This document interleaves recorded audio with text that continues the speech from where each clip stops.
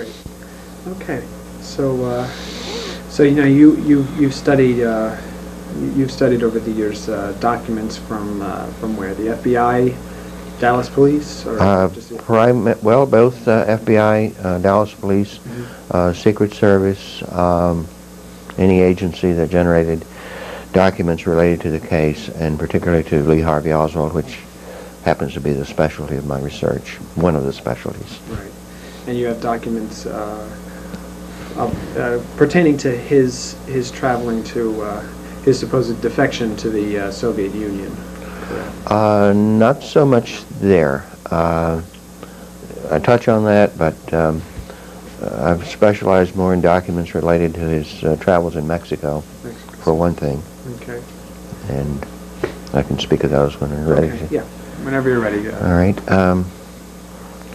Of course, the official story was that Oswald, in late September of '63, went to Mexico, supposedly seeking to return to the Soviet Union by way of Cuba, which was obviously friendly to the Soviet Union at that point, and that he was there 4 or 5 days, visited both the Cuban consulates and the Soviet embassy in his quest for entry visas and documents to return to the Soviet Union, failed to get those documents and returned to Dallas.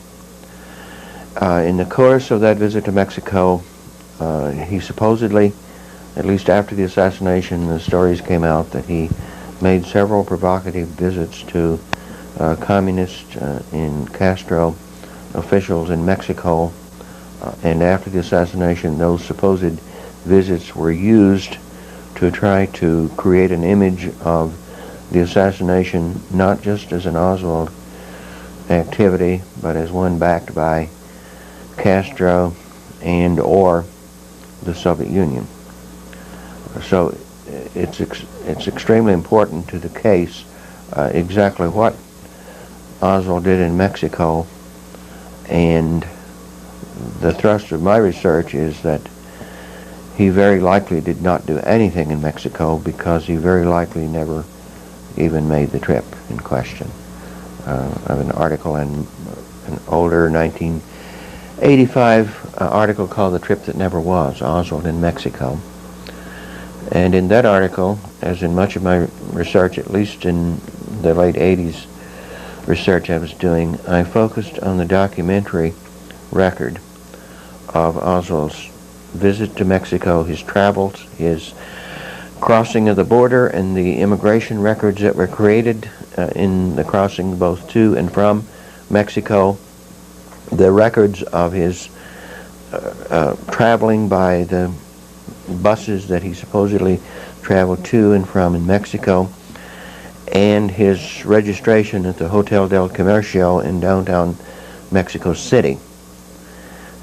And all of these records are severely suspicious, to the point that the FBI, by around March of 1964, was so unhappy with the results of investigation that they sent what they called a special squad of 3 investigators to Mexico to try to straighten out the record of Oswald's movements in Mexico. Spent about 3 months there, threw up their hands and said, in effect, the Mexican government, which had custody of these records, has played so many games with us, and there's so many suspicions of documentary forgery on the part of the Mexican government. Basically, we give up. We can't figure it out.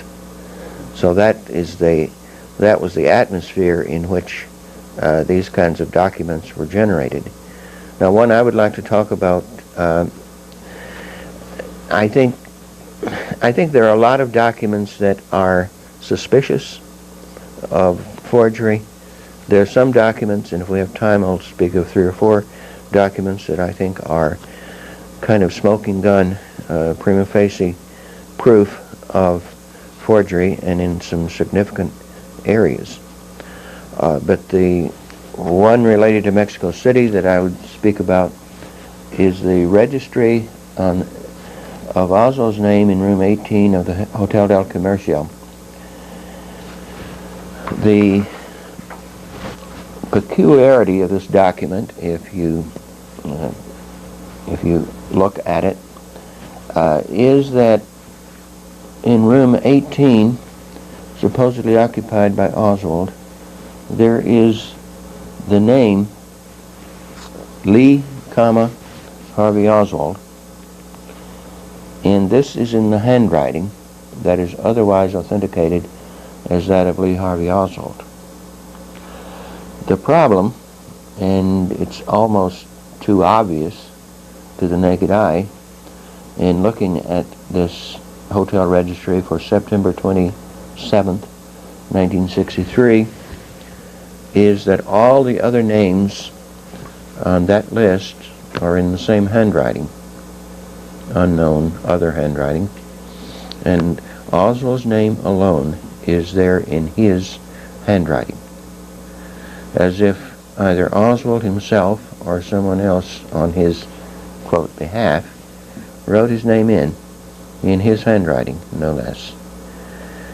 Now, that peculiarity, someone, probably about the time the special squad was headed for Mexico in March of '64, someone finally noticed this anomaly and asked the hotel manager about it.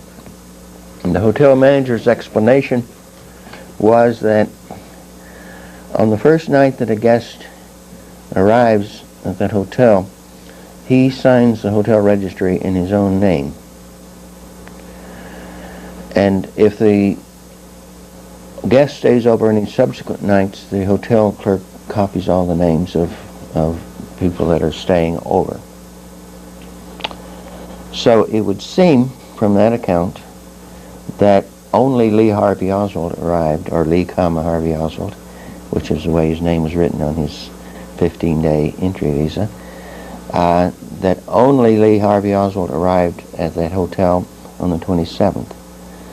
But the FBI itself investigated as many of these fellow guests at the hotel as they could, and they found out that I believe there was 8 other people also arrived on the 27th.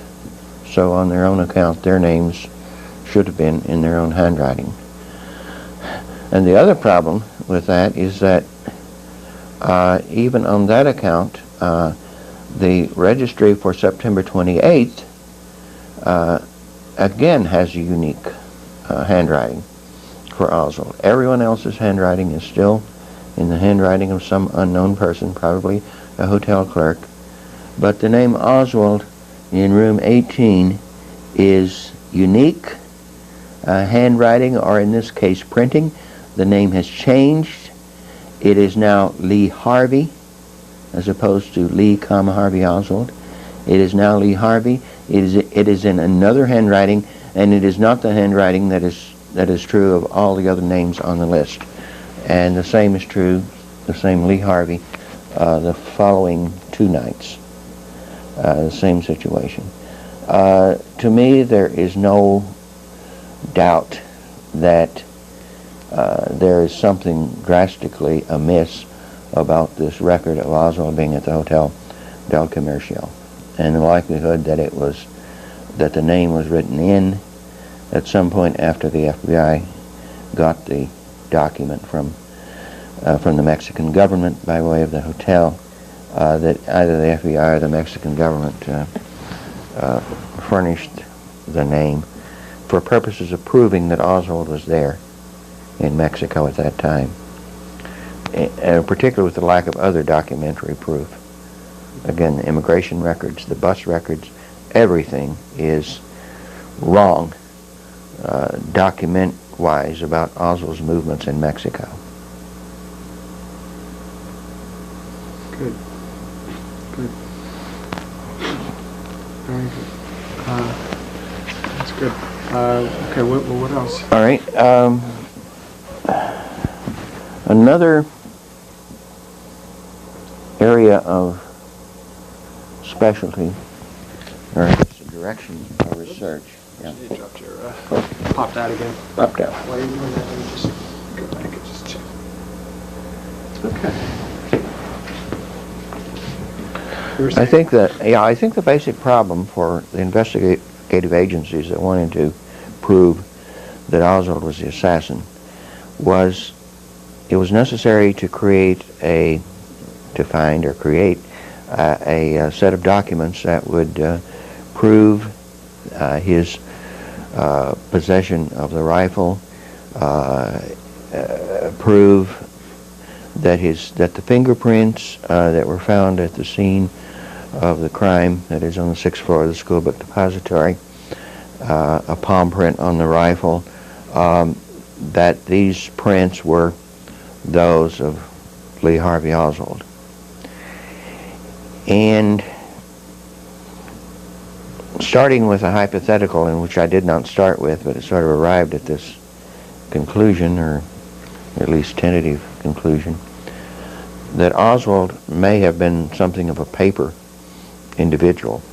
He was created on paper for purposes of establishing an assassin, a person who, in a name other than his own, A. Heidel or A.J. Heidel, had ordered a rifle, the rifle used to kill the president, had ordered a pistol, the pistol used to kill Officer J.D. Tippit, and that there would be a record of his orders. There would be a record of the post office box to which at least the rifle was sent, and there again there would be a useful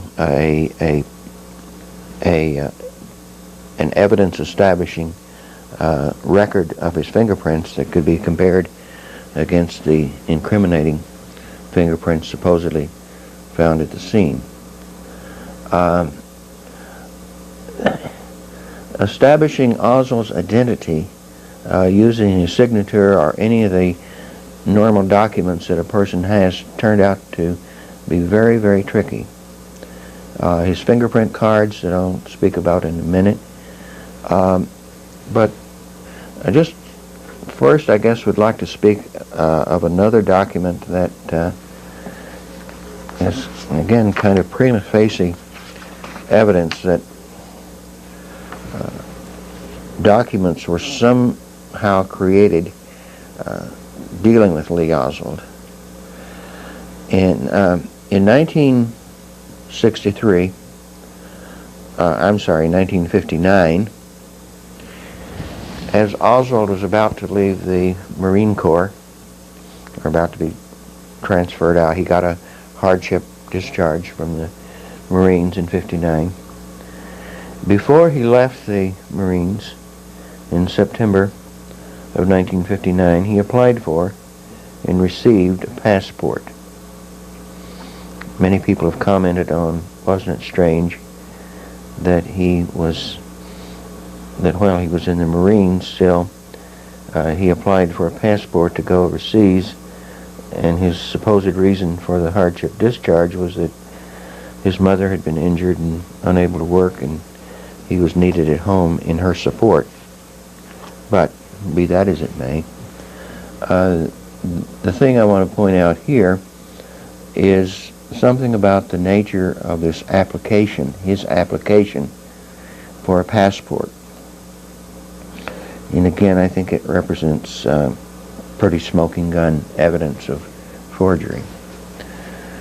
This application for a passport was done at Santa Ana, California, where Oswald was last stationed in the Marines, and it was dated the 4th of September, 1959, and is signed Lee H. Oswald.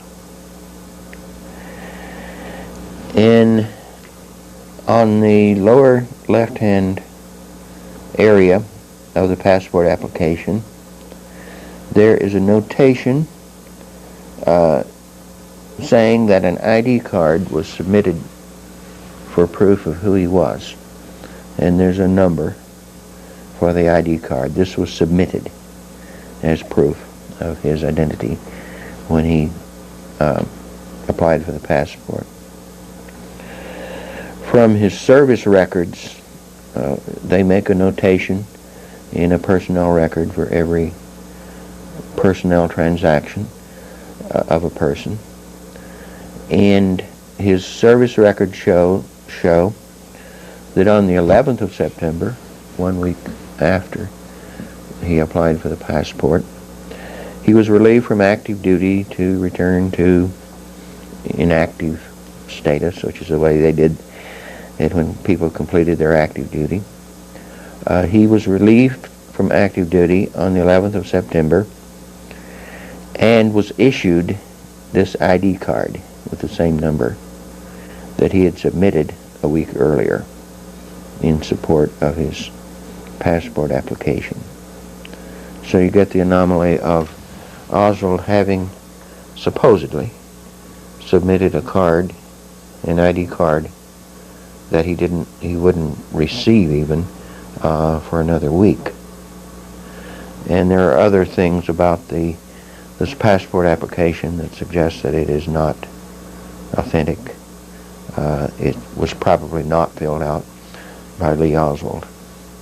But that seems to represent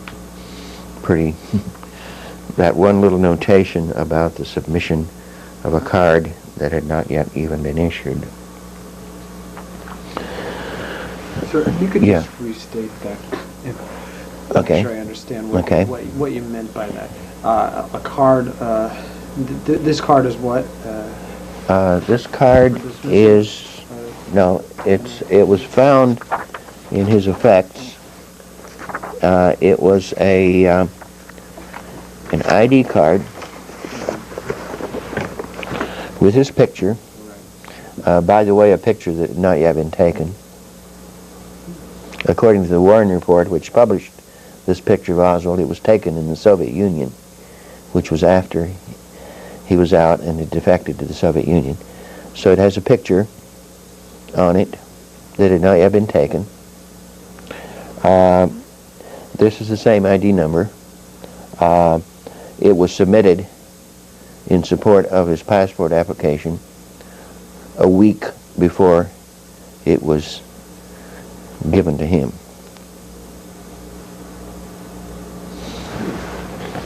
I think my first one of my first articles I ever published on the Kennedy assassination was called "The Twilight Zone ID Card in a Time Machine." It's kind of like this one goes back and forth in time. If you talk about anachronisms, this is the last word in anachronisms or time anomalies. And it's the picture is too late and and this is too early. Interesting. I wanted to speak about a couple of. I published an article in the third decade, which is what the fourth decade was before 1993. I published an article called "These Are a Few of My Favorite Forgeries," and the passport application was one of my favorites. This is another favorite. Both the passport application and the documents I'm going to talk about now were used to authenticate Oswald's signatures on other documents. These were the, quote, standards that they used of his handwriting. These are supposedly authentic Oswald handwritings. And the point of these documents is to show that these supposedly authentic writings that were used to authenticate other writings may themselves be severely questionable. But here's an example. They used his paychecks and his endorsements on the backs of his paychecks at his job in Jagger's Child Stovall photographic firm in downtown Dallas in spring of '63. They used his endorsements on the back as standards of what his handwriting looked like. For one example, the only one I'm going to mention, one of these checks is issued to Oswald. His endorsement is on the back, and then underneath that is a stamped endorsement of the place where he supposedly cashed a number of his checks, which was the Mart liquor store in the immediate vicinity of the place where he worked. I don't know many liquor stores that would cash a check for somebody that didn't have an account there, but be that as it may. But this particular check that I'm referring to now, number 4992, is there's a document from the FBI in which all of these paychecks were shown to different people that might have their stamped endorsements on the backs of the checks. And Mr. Max Factor, no less, of the Mart liquor store, was shown these various paychecks, and he said, yes, we cashed this one, we cashed that one, and then there were two checks that he said we did not cash those checks. One of them is 4922. Another one is 5511, and I have both of these in the article. And even though he said that we didn't cash those checks, their endorsement stamps on the backs of the checks, which led me to believe that could only believe that Mr. Max Factor, when he was shown checks, was shown other checks than those that finally found their way into the record. And those are just a couple of the really huge number of instances of a discrepancy between the way these documents appear and the way people said that they appeared, making one believe that there's something really questionable about these standards. So what does that tell you then? What can you conclude?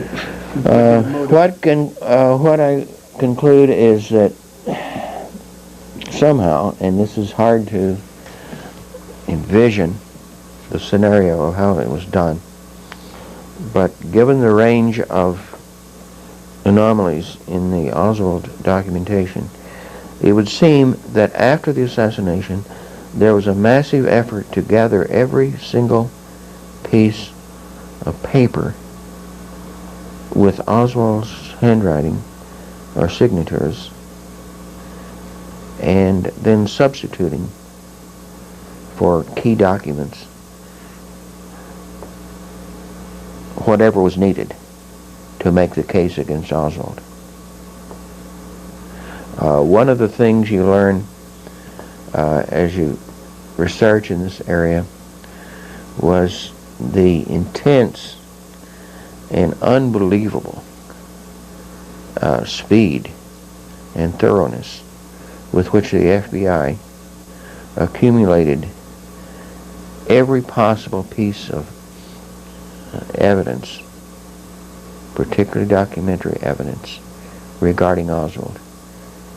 Let me just mention one that I published fairly recently. I called it "The Fed Spring into Action."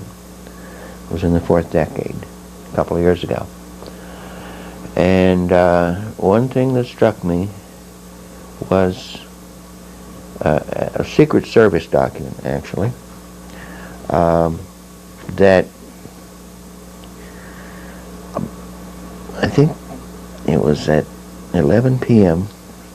on February 22nd, 1963, the Secret Service, the local agent in Dallas for the Secret Service, called headquarters and said, we need a copy of Oswald's 1962 income tax return.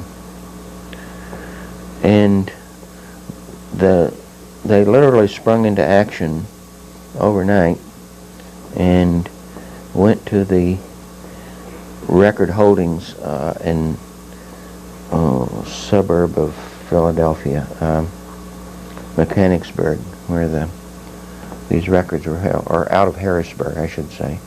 The Harrisburg office went to the holdings, and by I think 2 a.m. they had retrieved Oswald's 1962 income tax return. Well, what's strange about that?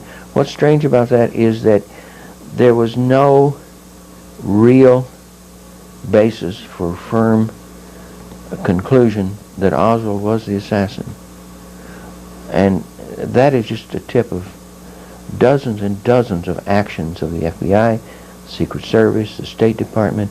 It seemed that there was immediate and exclusive concern with getting every possible bit of information about Lee Harvey Oswald and ignoring anything else. You know, talk about closing the case and rush to judgment and and all those terms. That was done so quickly, and there was such an intense effort to retrieve every scrap of information relating to Oswald that I, given these and many, many other indications of forgery, I have to believe that there was an operation to retrieve this material and to make whatever changes were necessary to make the case against Oswald the assassin. Good. You have anything else? Okay, we could of course go on. Oh yeah, I want to speak of the fingerprint cards.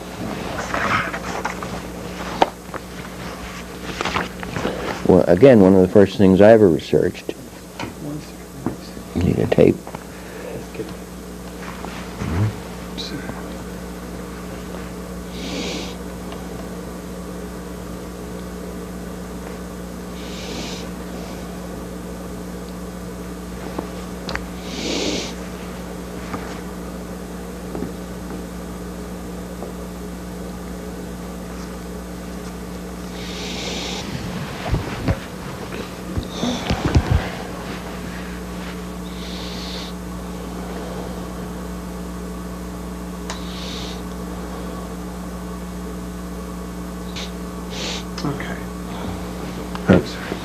One of the first things that I ever researched on the Kennedy assassination, and this goes back to, I think 1983, I think my first visit to the National Archives on the case, I'm just kind of rummaging and browsing through documents that the archivist brought me, bundles of documents, and I came across something really strange, which was a group of fingerprint cards for Oswald, 3 of them,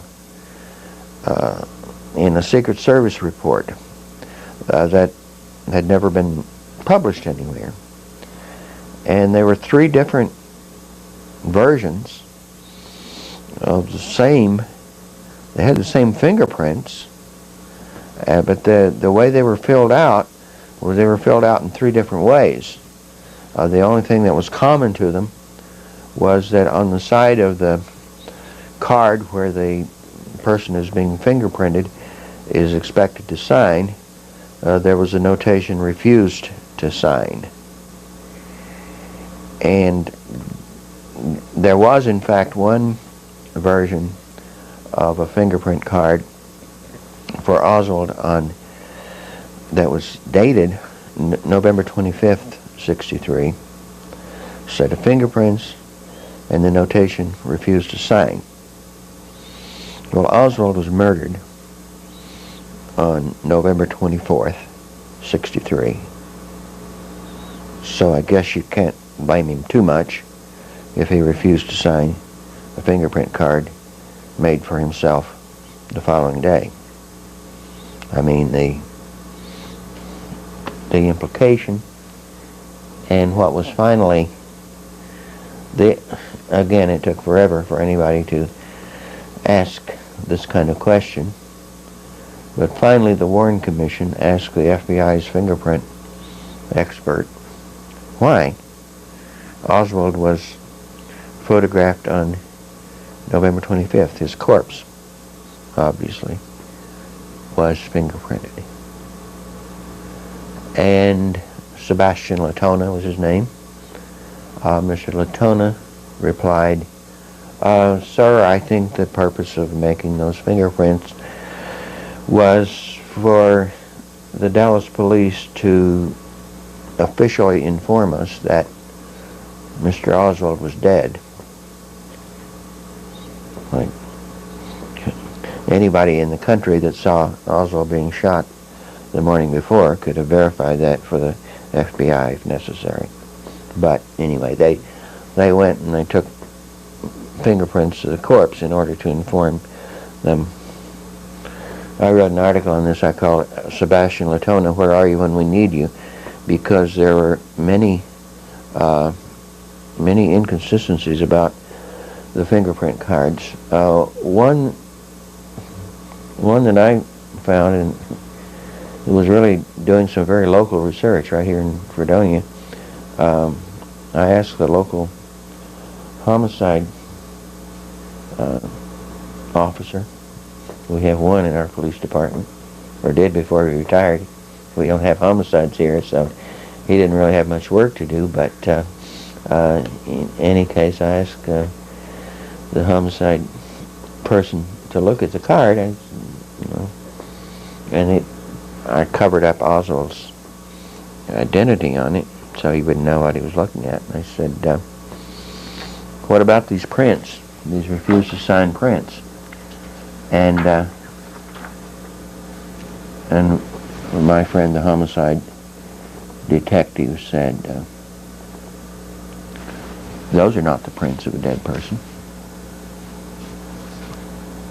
Because when you fingerprint a dead person, it's not like a live person.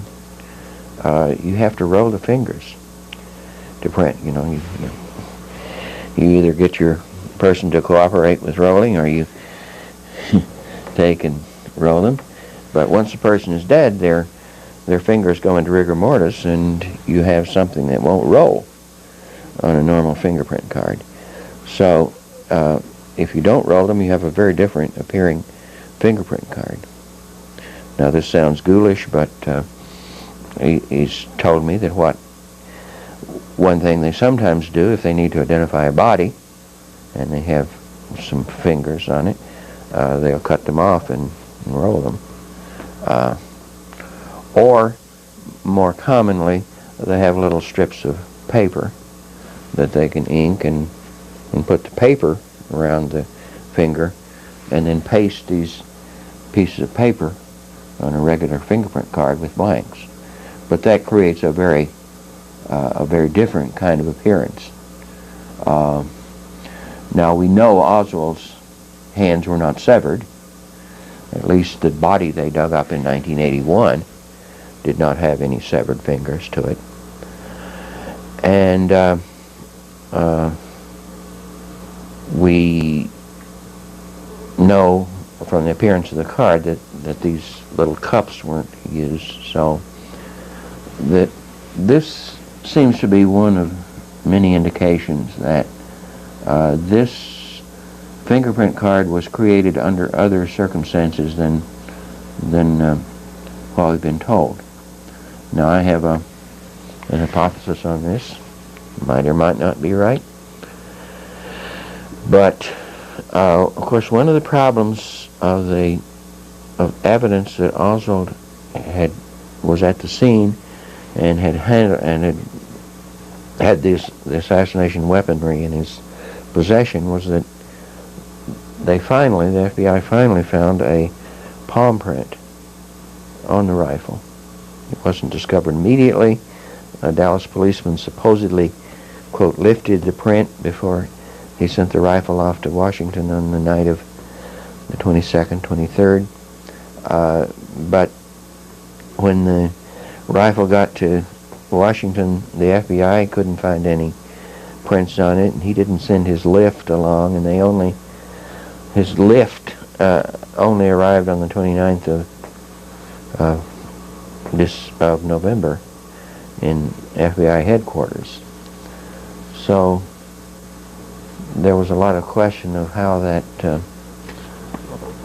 print got on the rifle, or maybe it was the first guess was that somebody had taken a fingerprint from one of his cards or a palm print. There's a palm on some fingerprint cards.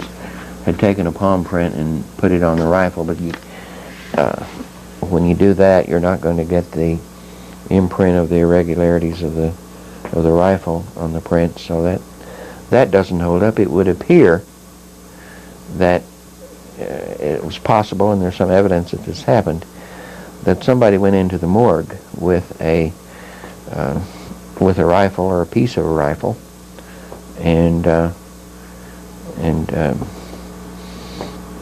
put fingerprint material on the corpse and impressed that on the rifle, and voila, you have a palm print on the rifle. And there was and this is getting back to the fingerprint card.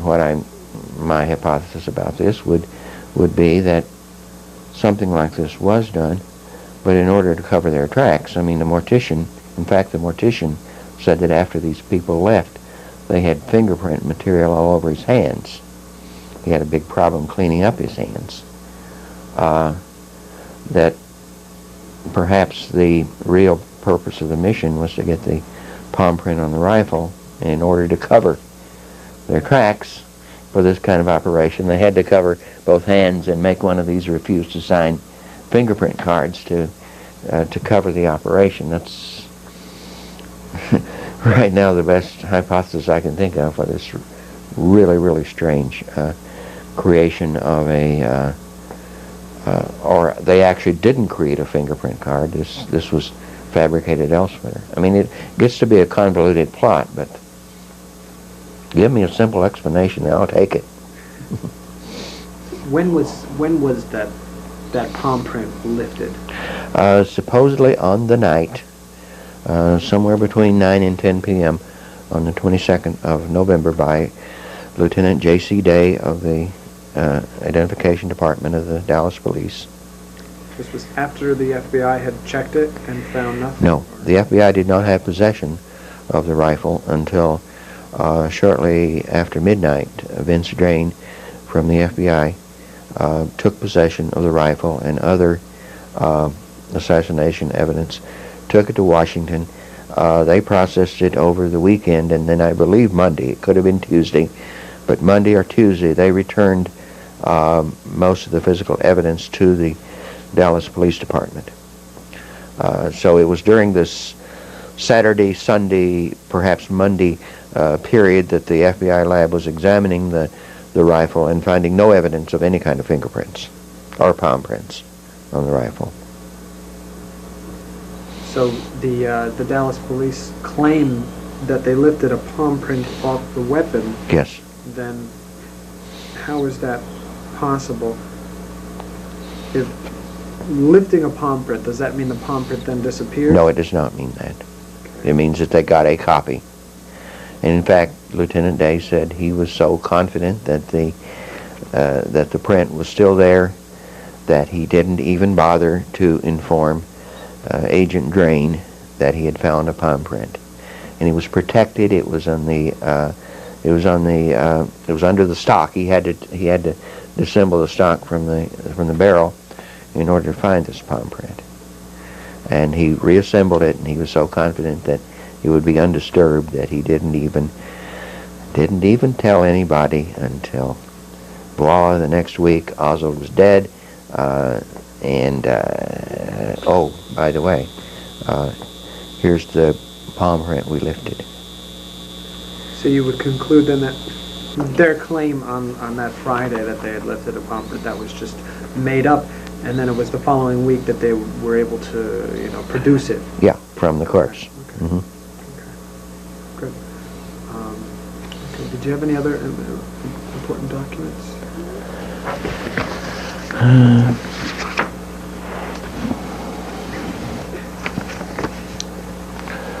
This document is that I want to speak about is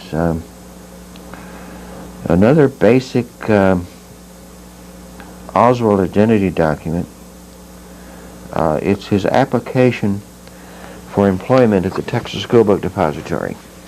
And there are many discrepancies about his employment there, to the point that one can doubt that Oswald was, if you doubt that he was in Mexico ever, you might doubt that he was ever in the Texas School Book Depository, but that a paper Oswald was placed there, because that's obviously where the shot supposedly came from, and you need a TSBD employee.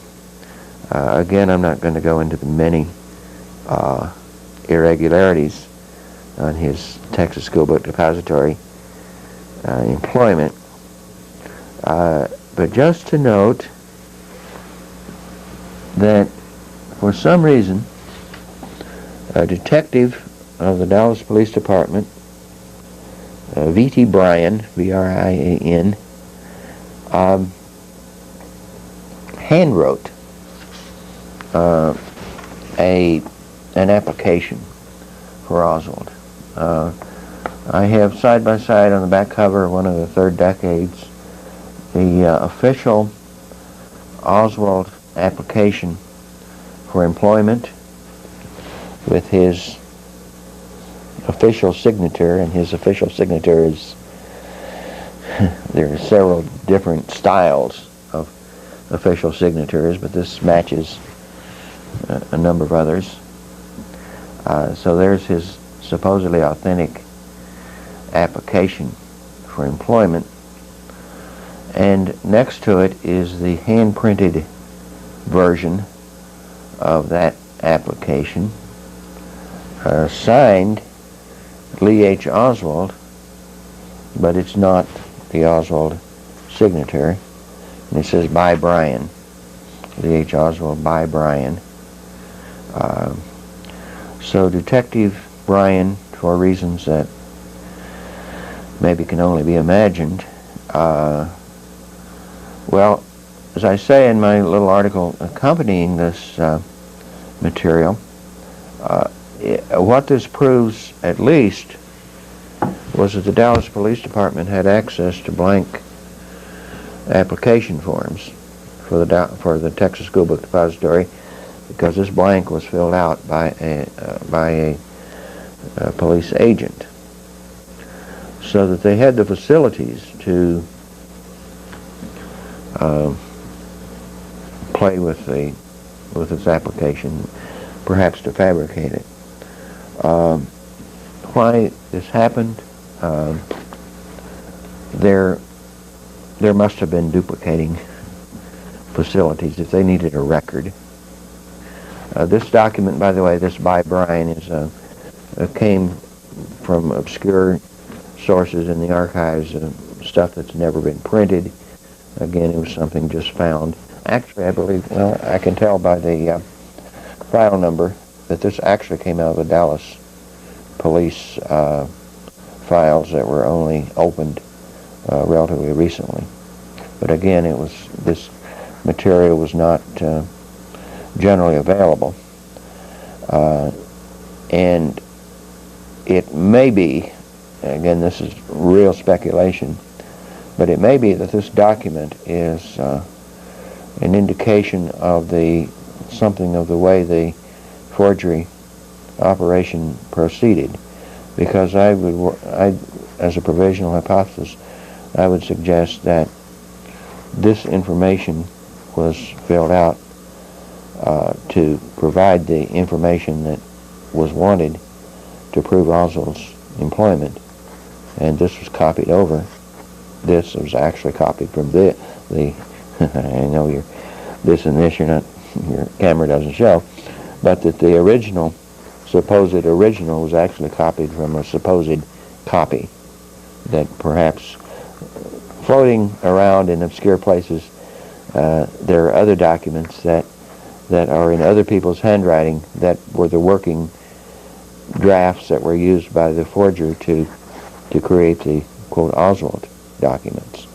And I have several other examples of that, but this suffices as a possible example. It's certainly an anomaly again.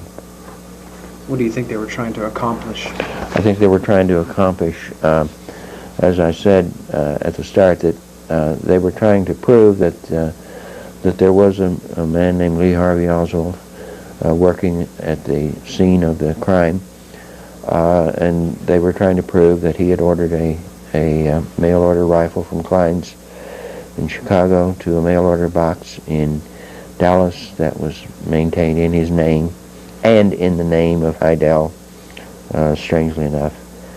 The idea was to create a person, to literally create the existence of a person, and then to furnish evidence that that paper person committed the crime through the fingerprints, through I'm not going to go into all of the physical evidence that was where, if you look at chain of custody issues, that there's literally nothing, and I would stand by this, there's literally no piece of physical evidence. Shells at the scene, the rifle, nothing in the way of physical evidence where there is not severe question that somewhere between the time that it was picked up and the time that it came to court, if you will, came to the Warren Commission, if you will, that there's the possibility of alteration of that material, from the Zapruder film right through. So I would see this as part of the broader operation of fabrication of evidence that probably embraced the autopsy material, the Zapruder film, the so-called backyard photograph, everything that tends to prove Oswald as the lone assassin. It's a big operation, and one might say it's not credible that anything that big could have been done. It would have had to have involved so many people, but them seems to be the facts, man. Let's talk about the Zapruder film. Initially, what is your opinion of the Zapruder film? People call it, it's an accident that the conspirators, they didn't know that this man was taking this evidence. Yeah. Well, what I'll say will be opinion, because it's not. I've published other people that are experts on, including Harry Livingston, and people that take the opposite point of view to Harry Livingston, that indeed the Zapruder film is authentic. But your question was a little different, wasn't it? It was whether the conspirators whether the Zapruder film was part of the conspiracy. How would you, what do you view I interviewed Darrell Weatherly. He talked about how the Zapruder film really, it serves a purpose to distract people away from the real issues as far as who was involved, who benefited, what was the effect of the assassination into, what bullet came from what direction. I'm familiar with Darrell's perspective there, and I respect it, and I think that it's a possibility that the whole Zapruder controversy is a distraction. But it's also credible to me that, the official version that he simply happened to be there and happened to be filming, but that what he filmed is not what has become part of the record of the crime. I tend to think in that direction, that Harry Livingston does think, for example. I don't know whether Harry would have, in your interview, whether he dealt with the evidence that the Zapruder film was, not just the kind of work that he's doing now in the archives, showing that the markings on the film are not what they should be, the sort of chain of custody kinds of issues with the film, which are very important matters. But the fact that there was opportunity, not to mention motive, apparently there was opportunity to have altered the Zapruder film in certain ways. The night of the assassination, or the weekend of the assassination, the possession of the Zapruder film is very much in a point of controversy, a point of suspicion. In the very first issue of the Third Decade that I published, there was an article by Phil Melanson, really a kind of a classic analysis of a hidden journey. Apparently, the CIA's photographic interpretation lab in Washington had access to the film, and when it was returned after that hidden journey to Dallas, apparently it was not, possibly it was not in the same shape that it went to that laboratory. And this was a very hidden, surreptitious journey, literally, that they tried to cover the tracks on, but they left behind some evidence that it did occur. So I do believe the Zapruder film was tampered with. For what purpose, exactly when, and how, I'm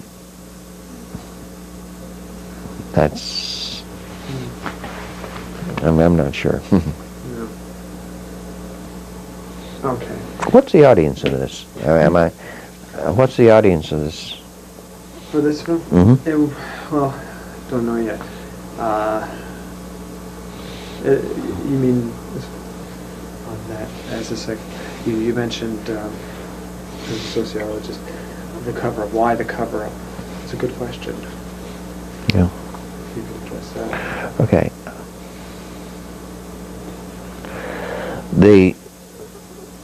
A lot of the prevailing public sentiment now seems to be to raise a question about why continue on this kind of research and activity like 30 years and more after the event.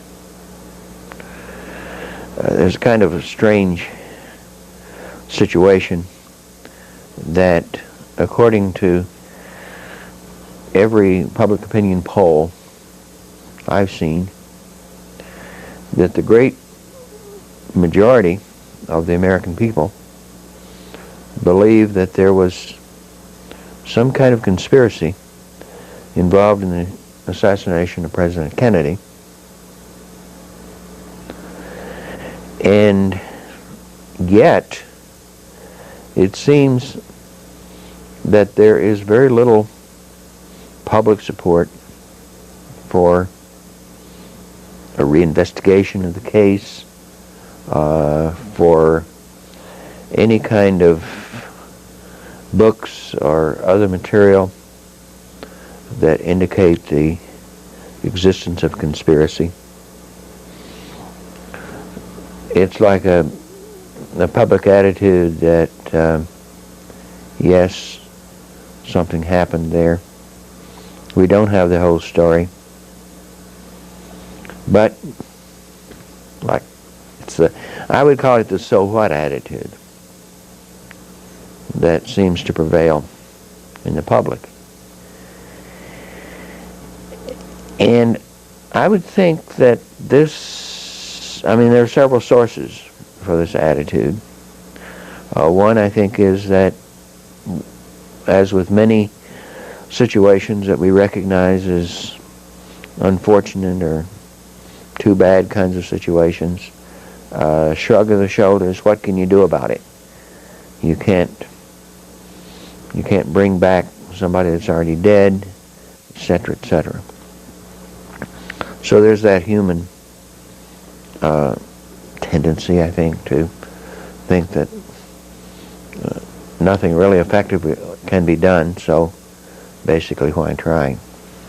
But I think this attitude is fed by, one might say, comfort is given for people to be able to maintain this so what attitude by the performance of the media with reference to the assassination. Our media have been remarkably behind even public opinion with reference to conspiracy. The kinds of fawning over fallacious, spurious kinds of books like Gerald Posner's Case Closed. I mean, the way Posner is welcomed on any network, on any talk show, any special having to do with the assassination, there one is liable to find Gerald Posner espousing the same misinformational pieces that run throughout his book. That's the kind of material that the media jumps on. It jumped a few years ago in an article in the Journal of the American Medical Association, came out with the astounding information that the autopsy doctors at the Dr. Hume and Boswell, who conducted the president's autopsy, had in an interview had announced that their original autopsy findings were correct. Sound the trumpets. And when people like Harry Livingston and others attempted to challenge the validity of this piece of cover-up, the media wanted nothing to do with it.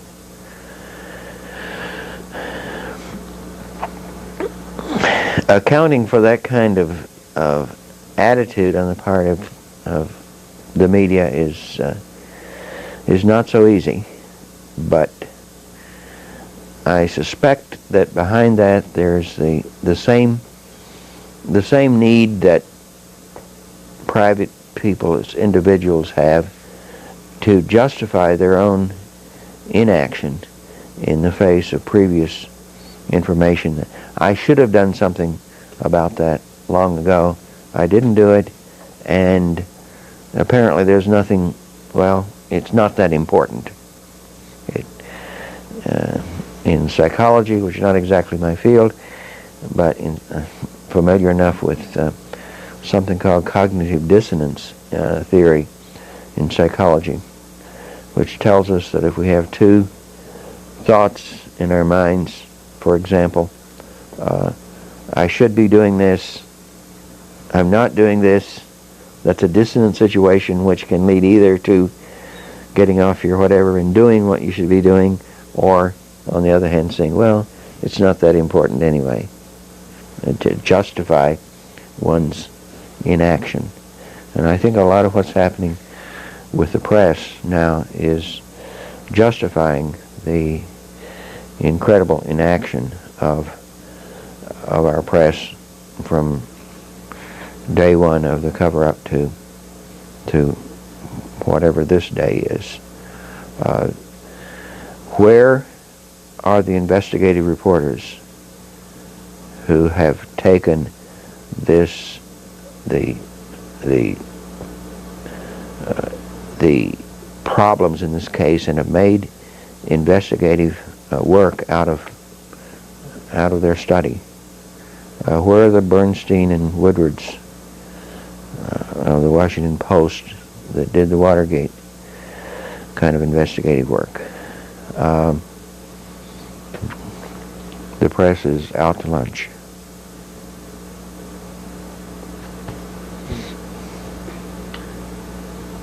Think they've been bought? Have they been bought? Probably to an extent. Certainly at the upper echelons of the media, they're quite likely, well, you're editing this. There are people in the Time Life media empire, for example, William Luce,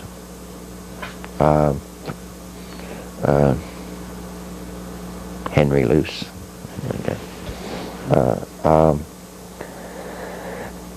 C.D. Jackson, and people there who are they are legitimate suspects of involvement in the assassination conspiracy. The sponsorship by Time Life of some of the actions in the summer of '63, some of the anti-Castro actions, and the kind of spin-off of that into the assassination. Those kinds of connections suggest a very real reason for people within the media, powerful people within the media, to have encouraged, bought, fired, whatever levers of power there are to keep the lid on the case and direction of conspiracy that might lead back to media people themselves. There's certainly that possible element.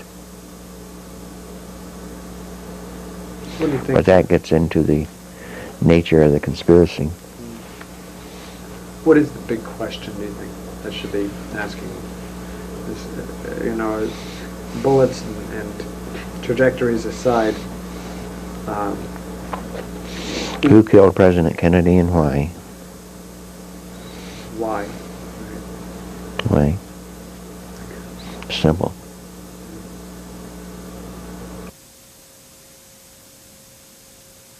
I think the question is, who killed President Kennedy and why? Those are still the focused questions. This was put in perspective for me about this time last year or so. One of the things I do in my other life is I like to play Santa Claus at Christmas time. And last Christmas I was invited to come over to a house to play Santa, a house with a lot of children. And I went and I was doing the usual Santa Claus thing. And I didn't know the names of all these children, so the parents were, and I'm giving them their gifts from Santa that their parents had arranged. So I don't know all the kids' names, so the parents are kind of whispering, this is John, this is Mary. So I got to this little girl named Susan, and I said, Susan, here's your present from Santa Claus. She looks at me and she says, how'd you know my name? I said, caught short, what do you say? I said, well, Santa Claus knows everything. And quick as anything, she came back and said, who killed that president? I said, do you mean President Kennedy? Yeah, who killed President Kennedy? Now, I didn't say Susan was 6 years old. The one thing that she wanted to know from somebody that knew everything was who killed President Kennedy. And I think out of the mouths of babes, if a 6-year-old in 1997 it was, is that concerned to know who killed that president, and I mean, where does that leave the rest of us in terms of our responsibilities, not just to ourselves but to the next generation? I mean, there's got to be more than one Susan in the world that has that question that is going to, until it's answered definitively and honestly, it's going to be who killed that president.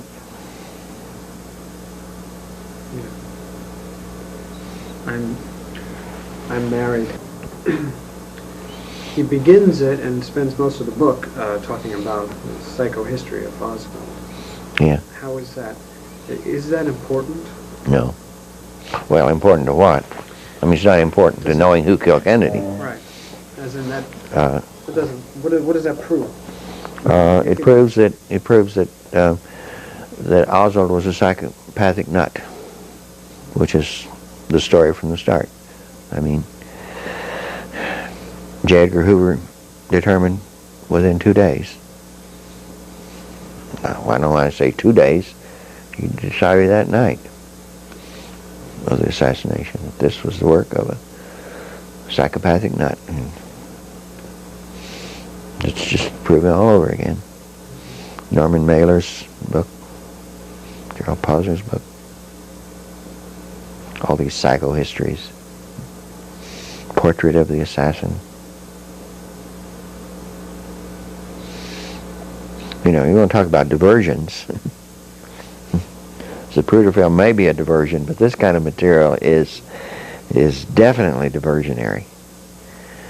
And also being talked about being paid, there's no question in my mind that Gerald Posner is an agent, if you will, of people that wanted that kind of story to be perpetuated. I mean, people have commented on, he gets to talk to Yuri Nisenko, and nobody's talked to Yuri Nisenko, the Soviet guy that says KGB had nothing to do with it. Nobody's talked to Yuri Nisenko because the CIA's had him under protected identity. But there's Gerald Posner interviewing Yuri Nisenko. He had very good resources. Yeah, that's what I was getting at. I like how Harry Livingston says it. You could talk all you want about Oswald. You can say dredge up anything you want, but if you can't put him in the window, firing those shots. Yeah. You could take anybody. You could probably take me. Into my psychohistory. Yeah, and a Russian wife. Whoa. Oh yeah. Must have a meaning there. Yeah. You know, somebody.